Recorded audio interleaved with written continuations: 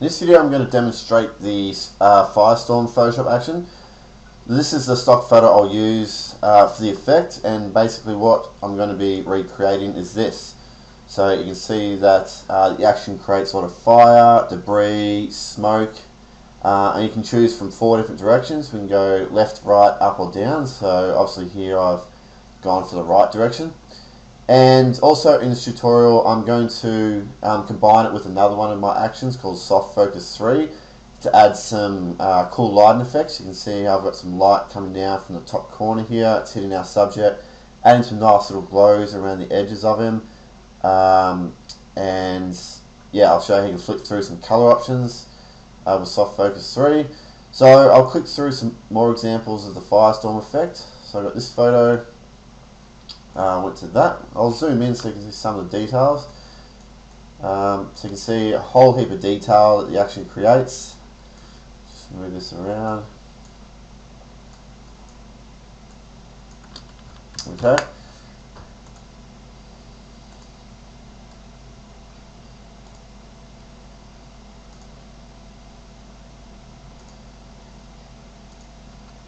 So this here was the down direction.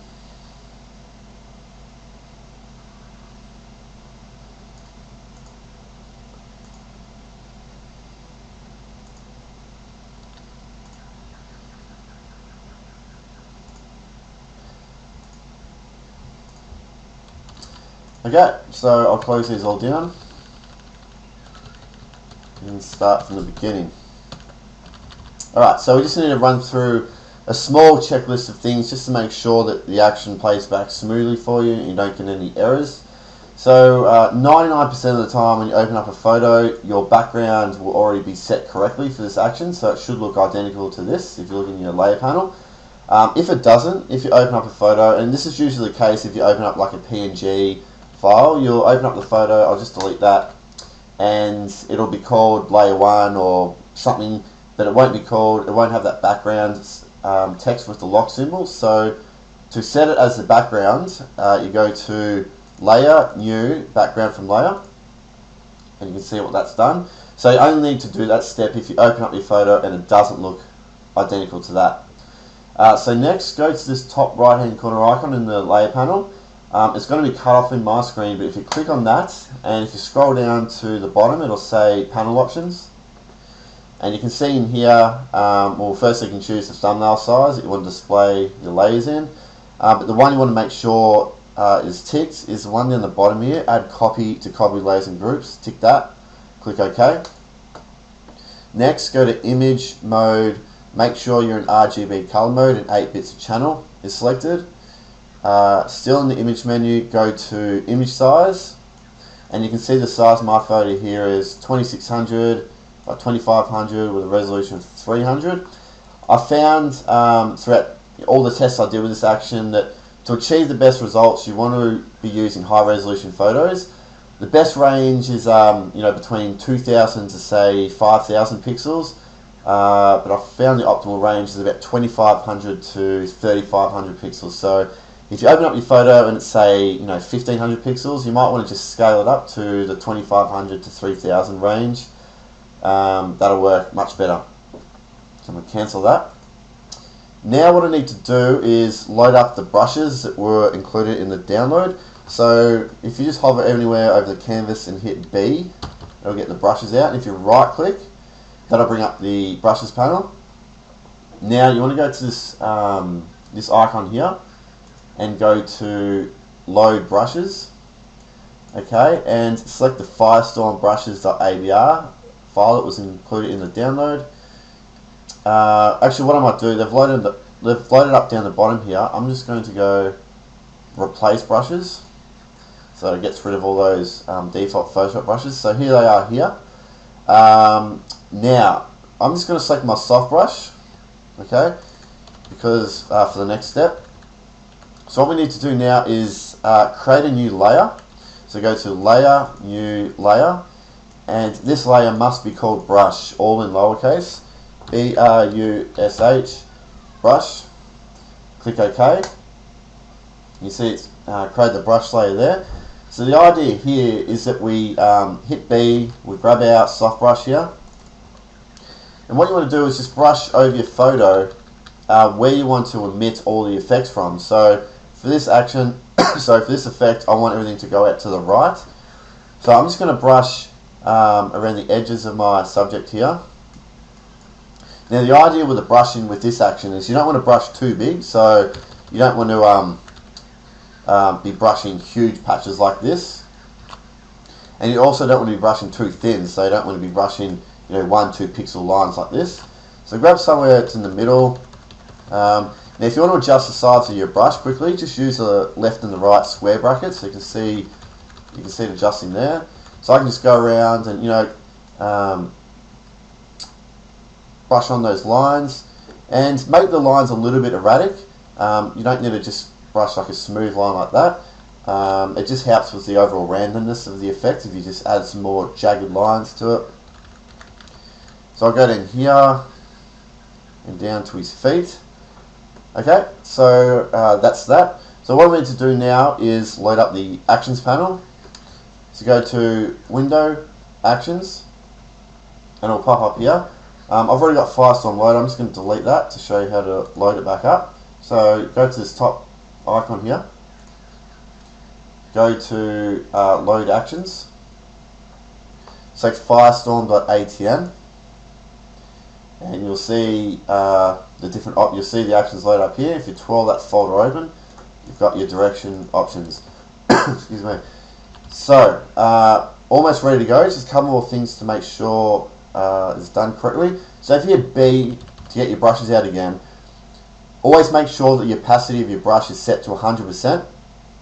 Okay, so just drag that slide to 100%. If it's around 70 or less, the flames will appear quite opaque. They won't look realistic at all. And if your opacity is set low around here, you'll probably run into errors with the action. So if you play the action and you get an error, it might be because your brush opacity is really low. So double check at 100.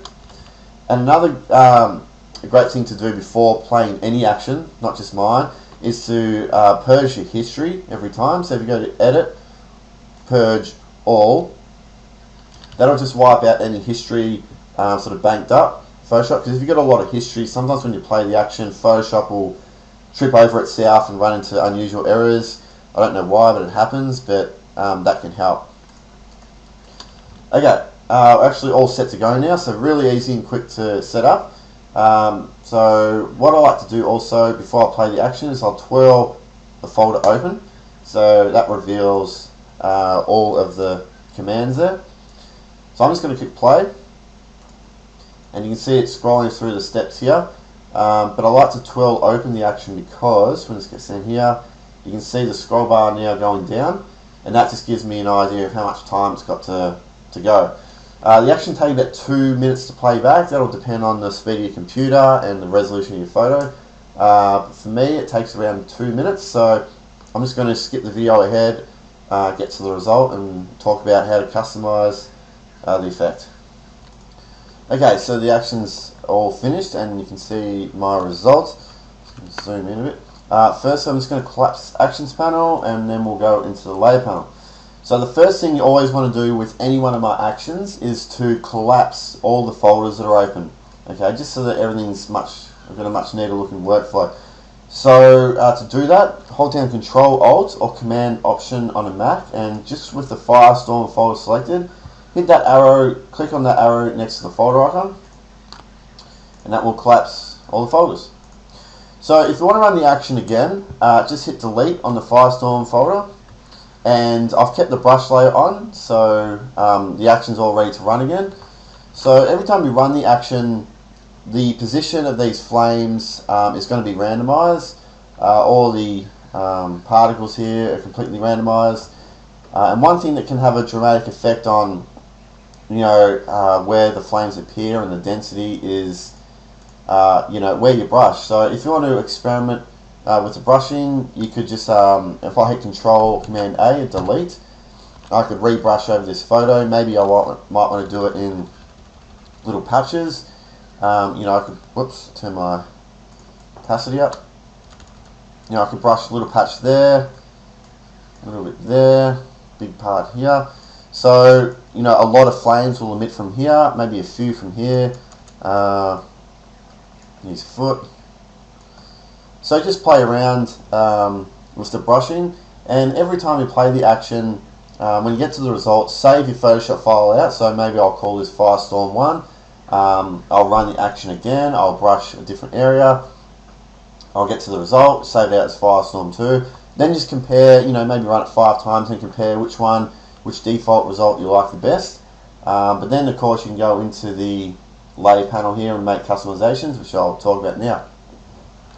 So firstly, if you go down the bottom here, by default I've applied a color grade to the design, and I've also added a vignette around the edges of the canvas, so you can see that there. So if you turn the color options folder off and vignette off, that is just the original state of your photo. Turn them back on, adds a bit of effect. So if you go into color options, I've set up 10 color options here, so you can just go down the line and turn the visibility on for those layers, and that will just apply a different color grade. You can combine them, so maybe I want to use color option 7 and color option 1, and maybe it's too intense, so maybe I could set color option 7 to 50% opacity. So if I just select the layer and hit 5 on the keyboard, that'll just lower the opacity of that layer to 50%. So now it's combining those two together. Okay, so but I might just use number 1. Okay, so go back up to the top.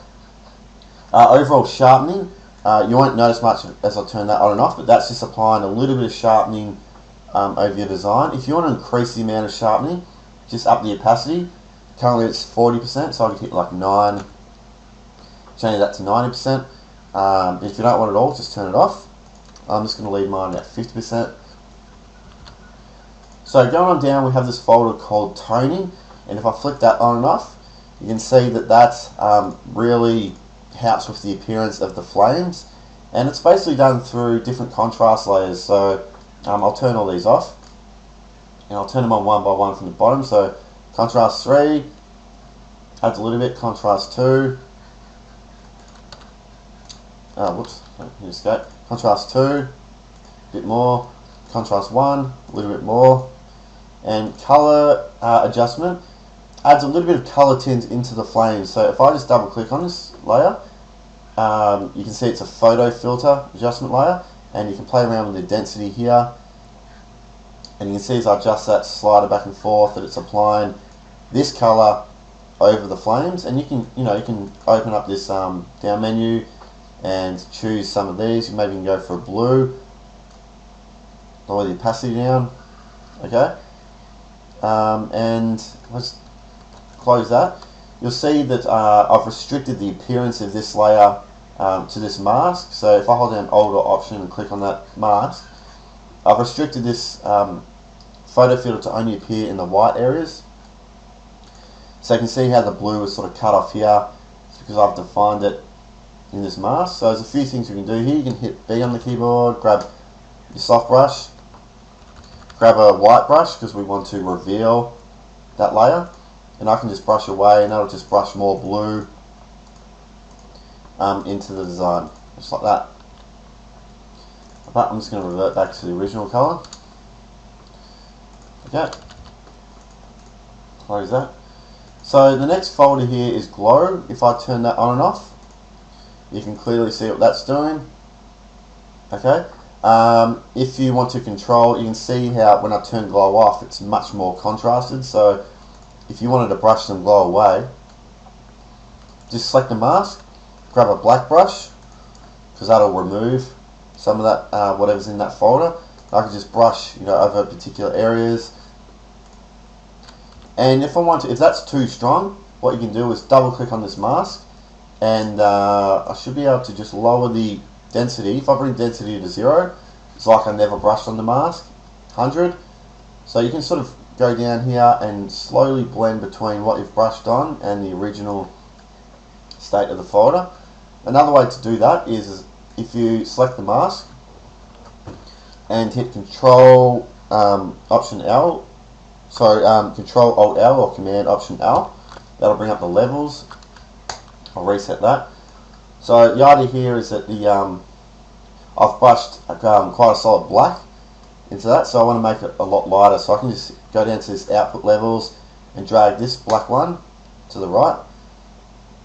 And you can see in the mask, if you look in the mask here, as I drag this around, that's making it lighter. So you can really fine tune what's inside this folder, or any folder, using those techniques. So if you go inside Glow, excuse me, we've got 3 layers, 3 glow layers. You can move that around. You can see that there. Now, if you select the glow color layer and double click on it, you can actually change the color of the glow. So you can see that there as I drag that handle around, so you can get like a blue glow, have more of a yellowish glow. Okay, and these layers here work the same way. I can select this one. This glow appears closer to our subject. And then this one here, a bit further out. So you can play around with all those. Okay, next folder is Embers. Now I'll just zoom right in here. I'll pick a spot. Hasn't generated that many embers this time around, but it usually generates a lot more. But if I turn this folder on and off, you can see that it adds these little glowing lines excuse me, around the place, so you can see that there. If you want to make it more prominent, you can just hit Control or Command J on the embers folder, and that will boost the brightness of all those embers. So I often like to do that. I'll just hit Control or Command J, duplicate it over and over. You can see it's really brightened up the ones around here. Another thing you can do is duplicate the folder, hit Control or Command E. That will flatten everything inside that folder onto one layer. Okay, and I'll set this blend mode to add, and I can just move these around to add more embers. So if the action doesn't generate enough, you can just duplicate the folder, flatten it, and move it around. Okay, I'll delete that. So going down, we have the fire folder. So this basically has all the fire inside. So we'll go inside this folder. And there are 4 main fire layers inside here. Fire 1, 2, 3, and 4. Now fire 1, if I turn that, flick that layer on and off, fire 1 will always only generate around the area that we brush. So I actually remember at the start of this, I went in and changed all our original brushed area. Basically, wherever you brush, fire number 1 will be created directly on top of it. Okay, and you can adjust the brightness with this adjustment layer. So double click on that, and you can play around with this handle here. That will adjust the brightness. So fire 2, I'll turn that off. You can see that generally is created the furthest away from the area that you brush. Fire 3 and fire 4 is usually the main one, has the most density to it. So again, you can play around with the brightness of that. Another thing I like to do is, I'll turn the brightness up, and I'll take a look around the design where I quite like it to be. I like it to be brighter, but I don't want to apply the brightness everywhere. So I'll turn the brightness up. I'll select the mask. I'll hit Control or Command I to invert it, so I've completely hidden the effects of that adjustment layer. Grab my white brush, and I can just brush in, where I liked those flames to be a bit brighter, just like that. So now, if I turn that adjustment layer on and off, it's only affecting those layers that I defined through the mask here. Okay, and if you want to play around with the colours of the flames, like you want to maybe make it a little bit more red or yellow, hit Control or Command U. That'll bring up the hue and saturation, and you can just play around with this handle here So I can slightly drag it to the left to make it more red, or to the right, more yellow. So I'll just leave out where it was, so you can do that. Excuse me. Next layer here, fire visibility, and I've got in brackets brush mask. Now this layer is really good if your background is really white, or just a really bright color, because sometimes the flames can get lost in it. So basically the way these flames become visible is if they're sitting on top of something dark in the background. So you see around the top here, that's quite visible because it's sitting on top of the smoke. So you can see our smoke folder here. So wherever the smoke is emitted, these flames are going to be much more prominent. So there's not much smoke. If I turn this smoke folder on and off, hasn't created much smoke around here.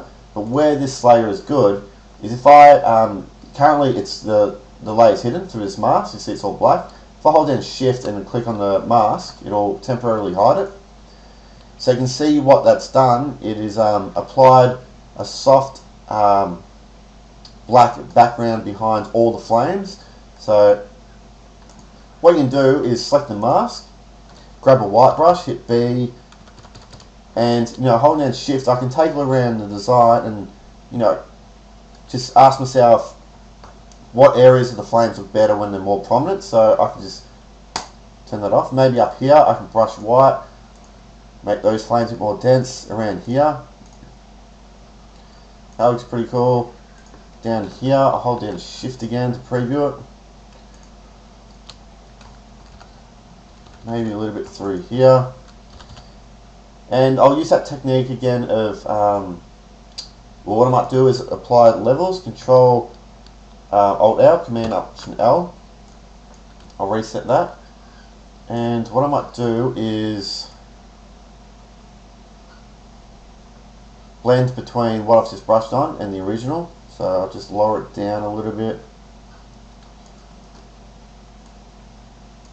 Got that. So you can see how you can use that layer there. And another way to adjust the opacity of what you've just brushed on is just to simply lower the opacity of the layer altogether. So it's at 100. I can just drag that down to 74%. Okay. One thing I forgot to point out with the fire is if you want to, say I want more fire around his feet here, I could just duplicate this fire folder, okay, and I'll select the folder, and I can move that folder around now, and I can move some more flames like over his foot, okay, and I'm just concentrating on this, on this area here. I don't want anything else, so I'll just invert that mask. Hides it all, grab my white brush, and I'll just brush those flames on. And you can do that anywhere else as well. Again, I can use this fire visibility layer, grab my white brush, and just brush over here to reveal more of that. Okay, so that's a great technique to sort of apply fire wherever you want to put it. Okay, next folder here is cracks. If I turn that on and off, it hasn't appeared that visible in this example. But what I might do is I'll drag this up to the top, and I'm just going to zoom right in here. So you can see as I turn this folder on and off, you see the action also creates these cool little cracks over the area that we brushed. Okay, so keep that in mind that those cracks will be created. If you go inside, there's just two layers that build that effect. So going down, we have the ashes folder. So if you turn that on and off, you can see that's all those black particles that are shooting out everywhere. Generally, they shoot out into the direction that we choose with the action, but some will sort of shoot out everywhere, just to help the realism of the effect. So if you go inside, there's just a bunch of different layers. What I like to do here is I'll duplicate the folder, and you can see immediately it's just made the particles much more dense. And if I only want the particles to appear much more dense in particular areas, I'll use that technique again, inverting the mask and brushing on only where I want that to appear. Okay, so if I turn this folder on and off now, you can see I've just added a little bit of density in particular areas. Okay, smoke. Turn that folder on and off. As I said before, when the action's finished playing back, the flames will appear most prominent over the top of where the smoke is generated from. If you want to increase the opacity of the smoke, duplicate the folder, Control or Command J. As I undo and redo that, you can see that there. If you go inside this folder, there's just a bunch of different smoke layers. I've highlighted the two prominent ones in red. They do most of the damage, so you can play around with those. Of course, just move them around, rotate them, duplicate them, create more smoke. You hit Control or Command I to invert it. That will flip it to white smoke. Excuse me. So yeah, I've discussed color options and the vignette. So that's really all there is to it. Just a lot of, you want to just play around with running the actions a few times, experimenting with duplicating. I really like with this action duplicating these folders and controlling the appearance of certain things. So like I've duplicated the embers folder there to make the glow a bit more prominent. I duplicated the ashes, just like that. Yeah, so just play around. So what I'm going to do now is apply the Soft Focus 3 Photoshop action. So let me open up an example of what we're going to do. So what the action will do is create this light effect from the top corner. Adds a really nice soft glowing effect, and we can cycle through different colors and control a bunch of things. I'll put a link to the Soft Focus 3 action down below. Watch that tutorial because it'll help you with your understanding of how that works and how to customize the layers, because I won't go into much detail. I'll just try and recreate this here. So what we need to do first is merge our design onto one layer. Okay, so I'm going to shift select, I'm going to select the FireStorm folder, the background layer, hit Control or Command E. That will merge it onto one layer. And what I need to do is delete everything on our brush layer. So I'm just going to Control or Command A, hit delete. And the way the Soft Focus 3 action works is with our brush layer, we need to define our entire subject, because that'll give us a lot of flexibility over the appearance of our subject in the result. So I'll explain how that all works, but what I want to do now is hit L. I'm just going to grab my lasso tool, and I'm just going to quickly draw an outline around my subject. It doesn't need to be that accurate. I'm just going to make this really rough.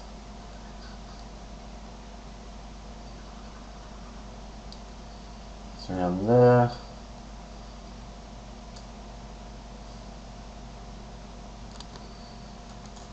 Okay, now I want to fill my selection with a color. Doesn't matter what color. So white is my active color. I'm just going to hit Alt delete or Option delete. That'll fill our selection with the foreground color. Now I just need to delete this little bit here. So I'm just going to hit W, get my magic wand tool. I'm select that area. I'm just going to delete that from the brush layer. So now the Soft Focus 3 action is all ready to go. So I'll have it here. Let's move to the bottom. And this action takes about a minute to play back. So I'm just going to click play, and I'll fast forward it to the result. Alright, so the action's finished playing back, and you can see that it's applied the Soft Focus 3 effect. So again, I'm just going to hold down Control Alt or Command Option and click on the folder arrow here. That will collapse all the folders. So yeah, I'll put the link to Soft Focus 3 down below, so you can check that action out and watch the tutorial, because I go through how to customize the effect and what all these layers do inside each folder. Basically, you can turn these folders on and it'll apply a different lighting effect. But there's a lot of ways we can customize that. So what I firstly want to do is I'll go inside. I want to turn off these two sharpening layers. I want to play around with the subject clarity a bit, the opacity. So the reason why we define our area here is that we can control certain things like the background brightness, like that, and that won't affect our subject, only the area around it. and also the subject clarity. You can play around the opacity of that. Like that. I'm going to go into my color toning. I'm going to change the shadow color to a deeper red. Okay. I think that's all. Check out the overall brightness.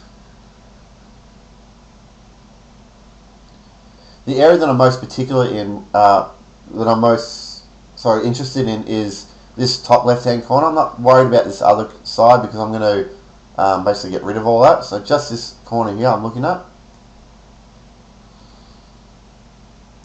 So that's pretty cool. I'm just going to duplicate the edge glow folder to see how that looks. Oops. I quite like it. I'm just going to lower the opacity down a bit. 50%. Now what I want to do is select my mask here, and I need to hit G, get my gradient tool out. Now I want to now draw a line, make sure it's set from black to white, and select the mask. I'm just going to draw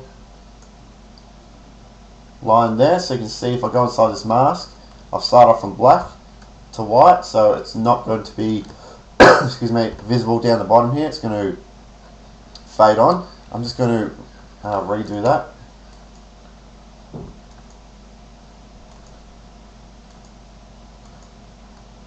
Maybe about there is good. And what you can also do with this gradient tool is check out the mode. Currently it's set to normal. If you set that to lighten, and now if I just draw more lines, it will just add, you can sort of add more areas of glow. So I can go from the top here, from the bottom here. But if you set this to normal, it will override the position each time.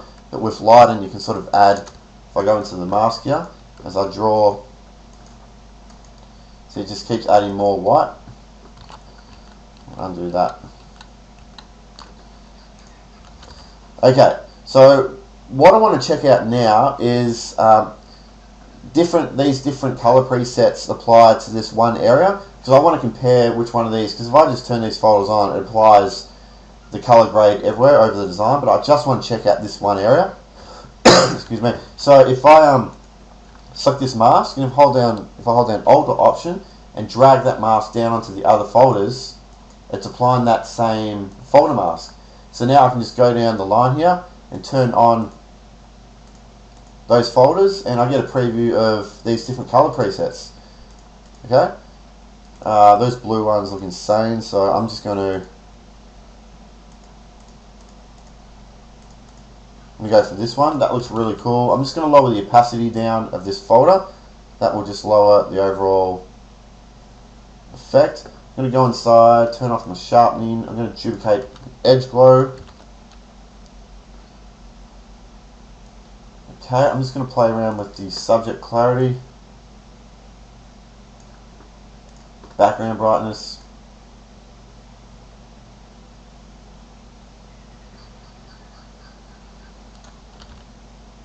And I'm pretty much done. Just going to check out a little bit of overall contrast. So there we go, that's it. I'm just going to shift select, I'm going to group all these and compare that against. See, Soft Focus 3 is just a really quick and cool way you can add some nice lighting effects to your designs, and you can see combined with the FireStorm action you can create some pretty awesome effects with little to no effort at all, really. You could be pumping out designs like this in 10-15 minutes easily. So have fun using effects. If you decide to download both, you'll have a good time playing around with all those settings. And yeah, if you've got any questions or need help, just send me a message. Thanks.